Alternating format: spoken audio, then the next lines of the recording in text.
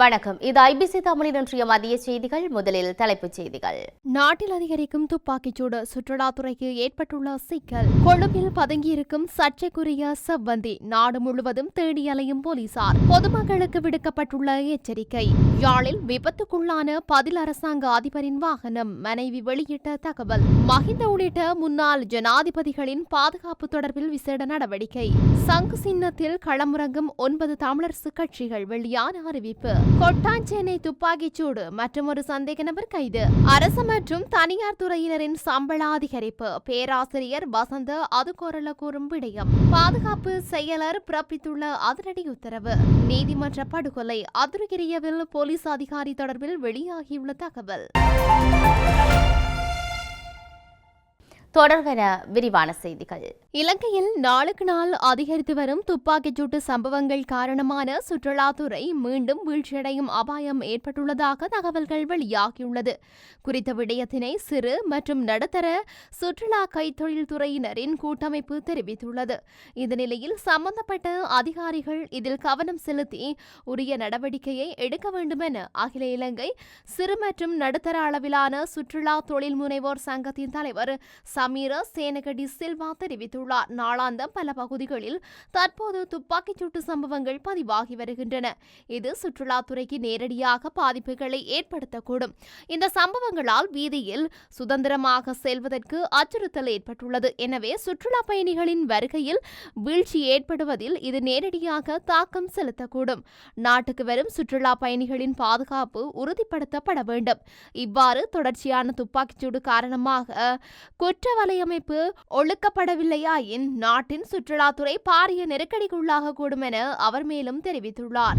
கணேமுல்ல சஞ்சீவ கொலை வழக்கின் பின்னணியில் உள்ளதாக கருதப்படும் 25 வயது சந்தேக நபரான இஷாரா செவ்வந்தியை கைது செய்ய நாடு முழுவதும் விசேட போலீஸ் தேடுதல் நடவடிக்கை ஆரம்பிக்கப்பட்டுள்ளது. குறித்த பெண் நாட்டில் தங்கியிருப்பதாக கிடைத்த தகவலிற்கமைய இந்த நடவடிக்கை முன்னெடுக்கப்பட்டுள்ளது.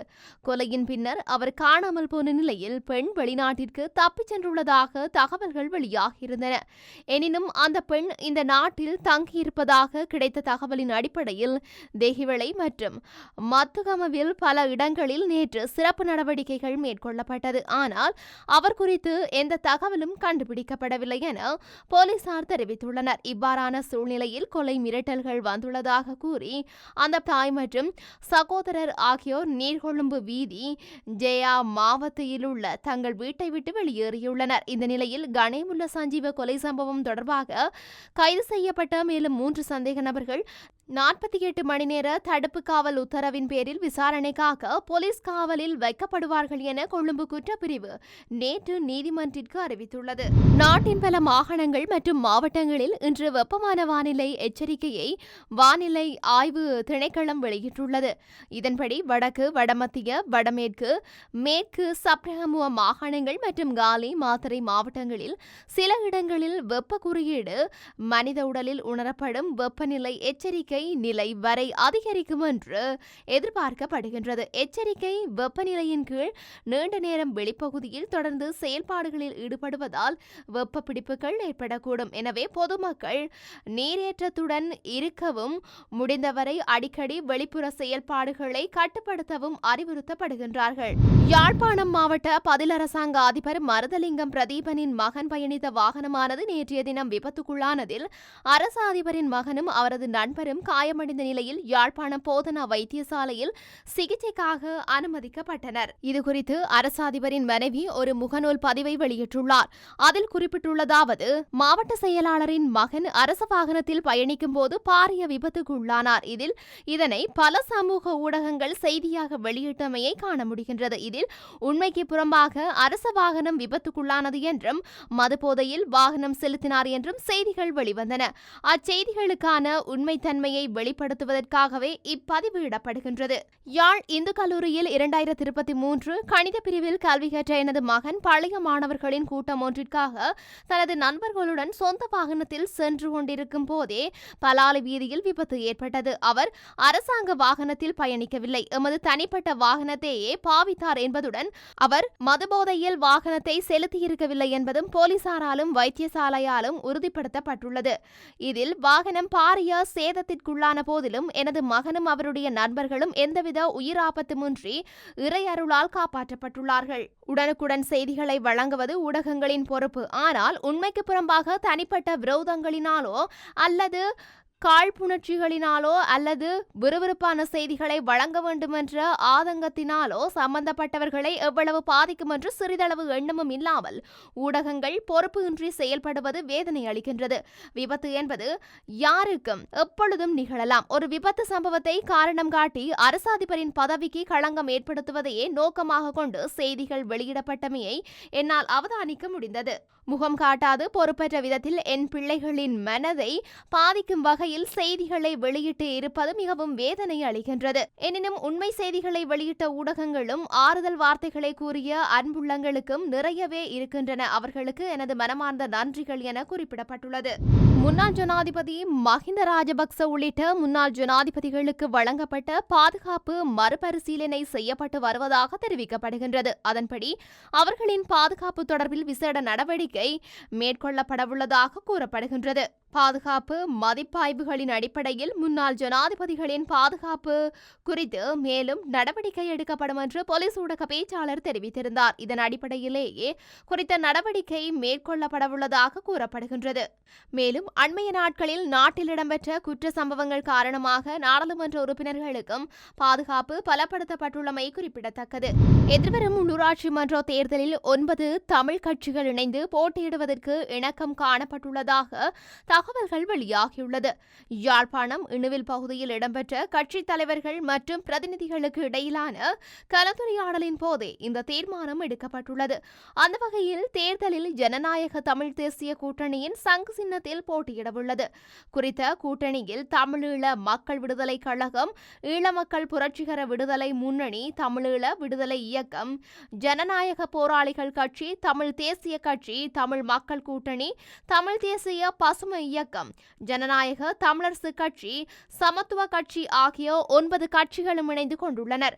இன்றைய கலந்துரையாடலில் தமிழீழ மக்கள் விடுதலை கழகத்தின் தலைவர் தர்மலிங்கம் சித்தார்த்தன், ஈழ மக்கள் புரட்சிகர விடுதலை முன்னணியின் தலைவர் சுரேஷ் பிரேமச்சந்திரன், தமிழ் தேசிய கட்சியின் தலைவர் சட்டத்தரணி என் ஸ்ரீகாந்தா, ஜனநாயக போராளிகள் கட்சியின் தலைவர் சி ரவீந்திரா மற்றும் தமிழ் மக்கள் கூட்டணி சார்பில் சட்டத்தரணி விஸ்வலிங்கம் மணிவண்ணன், தமிழீழ விடுதலை இயக்கத்தின் சார்பில் முன்னாள் வடக்கு மாகாண சபை உறுப்பினர் சபா குகதாஸ், ஜனநாயக தமிழரசு கட்சி சார்பில் முன்னாள் பிரதேச சபை உறுப்பினர் நாவலன், தமிழ் தேசிய பசுமை இயக்கம் மற்றும் சமத்துவ கட்சி பிரதிநிதிகள் உள்ளிட்ட சிலர் கலந்து கொண்டிருந்தனர். கொட்டாஞ்சேனை கல்பொத்த சந்தி பகுதியில் உள்ள வர்த்தக நிலையம் ஒன்றில் நபர் ஒருவர் சுட்டுக் கொல்லப்பட்ட சம்பவத்துடன் தொடர்புடைய மற்றொரு சந்தேக நபர் கைது செய்யப்பட்டுள்ளார்.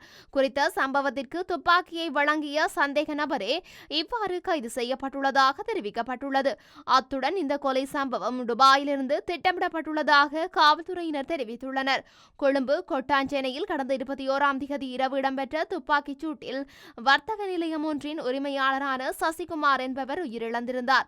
உயிரிழந்தவர் தலவாக்கலை பேவல் தோட்டத்தைச் சேர்ந்தவர் என்று தெரிய வந்துள்ளது. குறித்த துப்பாக்கியை பயன்படுத்தி அவர் மீது துப்பாக்கிச்சூடு நடத்திவிட்டு கொலையாளிகள் மோட்டார் சைக்கிளில் தப்பிச் சென்ற நிலையில் கொடவத்தையில் வைத்து காவல்துறையினரால் கைது செய்யப்பட்டிருந்தனர். அதன் பின்னர் சந்தேக நபர்கள் இருவரும் மறைத்து வைத்திருந்த தோட்டாக்களை காட்ட காக்கைதீவு பகுதிக்கு சென்றபோது காவல்துறை அதிகாரி ஒருவரின் கையில் இருந்த துப்பாக்கியை பறித்து காவல்துறையினர் மீது தாக்குதல் மேற்கொள்ளப்பட்டுள்ளது. இதையடுத்து காவல்துறையினர் மேற்கொண்ட துப்பாக்கிச் சூட்டில் சந்தேக நபர்கள் உயிரிழந்தனர். இவ்வாறான பின்னணியில் குறித்த சம்பவத்திற்கு துப்பாக்கியை வழங்கிய சந்தேக நபர் காவல்துறையினரால் நேற்றைய தினம் கைது செய்யப்பட்டதாக தெரிவிக்கப்பட்டுள்ளது. 2025ஆம் ஆண்டுக்கான வரவு செலவு திட்டம் சவால் மிக்கது. அத்துடன் வரவு செலவு திட்டத்தின் உள்ளடக்கத்தை நடைமுறையில் செயல்படுத்துவதும் சவால் மிக்கது என பேராதனை பல்கலைக்கழகத்தின் பொருளாதார ஆராய்ச்சி பிரிவின் பேராசிரியர் வசந்த அதுகோரல தெரிவித்துள்ளார். அத்துடன் அரசு மற்றும் தனியார் துறை சேவையாளர்களின் சம்பள அதிகரிப்பு எதிர்காலத்தில் பணவீக்க அதிகரிப்புக்கு ஏதுவானதாக அமையும் எனவும் அவர் சுட்டிக்காட்டியுள்ளார். முன்வைக்கப்பட்டுள்ள வரவு செலவு திட்டம் குறித்து ஊடகங்களுக்கு கருத்து தெரிவிக்கும் போதே அவர் இந்த விடயத்தை கூறியுள்ளார்.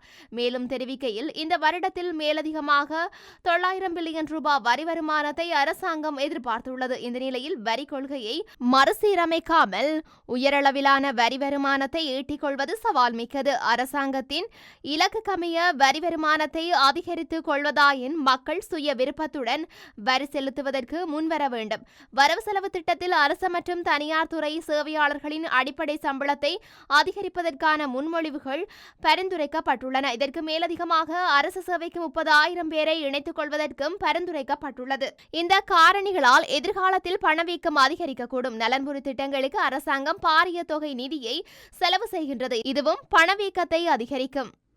இந்த ஆண்டு தேசிய மட்டத்தில் பெற்றுக்கொள்ளும் கடன்களை வரையறுத்துக் கொள்ள வேண்டும். அடுத்த ஆண்டளவில் தேசிய கடன்களுக்கான வட்டி செலுத்துவதை வரையறுப்பதற்கு இந்த ஆண்டு அரச கடன் பெறுதலை கட்டம் கட்டமாக குறைத்துக் கொள்ள வேண்டும். ஓய்வூதிய கொடுப்பனவுக்காக தற்போது 500 மில்லியன் ரூபாய் செலவிடப்பட்டுள்ளது. எதிர்காலத்திலும் ஓய்வூதிய கொடுப்பனவு அதிகரிக்கப்படுமாயின் அதுவும் சவால் மிக்கதாக அமையும். உற்பத்தி துறையின் வினைத்திறனை மேம்படுத்திக் கொள்வதற்கு புதிய திட்டங்களை அரசாங்கம் செயல்படுத்த வேண்டும்.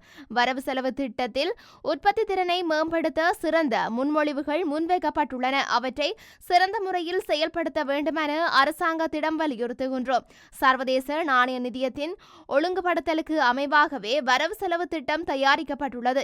2028ஆம் ஆண்டு முதல் அரச முறை கடனை செலுத்துவதற்கு ஒப்பீட்டளவில் பொருளாதார வளர்ச்சியை துரிதப்படுத்திக் கொள்ள வேண்டும். பொருளாதார மீட்சிக்கான சிறந்த திட்டங்களை செயல்படுத்தி அதன் வினைத்திறனான பயனை பெற்றால் மாத்திரமே 2028ஆம் ஆண்டு முதல் அரச முறை கடன்களை பொருளாதாரத்துக்கு பாதிப்பில்லாத வகையில் செலுத்த முடியும் என குறிப்பிட்டுள்ளார். பாதுகாப்பு படைகளிலிருந்து தப்பியோடியவர்களை உடனடியாக கைது செய்யுமாறு பாதுகாப்பு செயலர் சம்பத் துய்யகொண்டா பணிப்புரை விடுத்துள்ளார். நாட்டில் இடம்பெற்று வரும் குற்ற செயல்கள் தொடர்பில் பாதுகாப்பு சபை கூடி இன்று காலை ஆராய்ந்தது. அதன் பின்னர் பாதுகாப்பு செயலர் இந்த அறிவிப்பை சற்று முன்னர் விடுத்துள்ளமை குறிப்பிடத்தக்கது. கணேமுல்ல சஞ்சீவ கொலை வழக்கில் கைது செய்யப்பட்ட அதுரிகிரிய போலீஸ் அதிகாரி தொடர்பில் புதிய தகவல் வெளியாகியுள்ளது. கைது செய்யப்பட்ட அதுரிகிரிய போலீஸ் கான்ஸ்டபிளுக்கும் துபாயில் உள்ள ஹேகல் பத்தர பத்மேவுக்கும் இடையான நெருங்கிய தொடர்பு குறித்த விவரங்கள் விசாரணைகளில் வெளியாகியுள்ளன. இந்த தொடர்பு நீண்ட காலமாக நடந்து வந்ததாக போலீஸ் விசாரணைகளில் தெரிய வந்துள்ளது. குறிப்பாக சம்பந்தப்பட்ட கான்ஸ்டபிளின் வங்கி கணக்கிற்கு சமீபத்தில் 68 லட்சம் ரூபாய் வரவு வைக்கப்பட்டுள்ளதாக கூறப்படுகின்றது. சஞ்சீவ கொலைக்கு ஆதரவளித்ததாக ஹேகல் பத்தர பத்மே செலுத்திய பணமாக இந்த பணம் இருக்கலாம் என்று அதிகாரி. இத்துடன் இன்றைய மதிய செய்திகள் நிறைவடைகின்றன. தொடர்ந்தும் செய்திகளை அறிந்து கொள்ள IBC தமிழ் நியூஸ் என்ற நமது யூடியூப் பக்கத்தினூடாக இணைந்திருங்கள். வணக்கம்.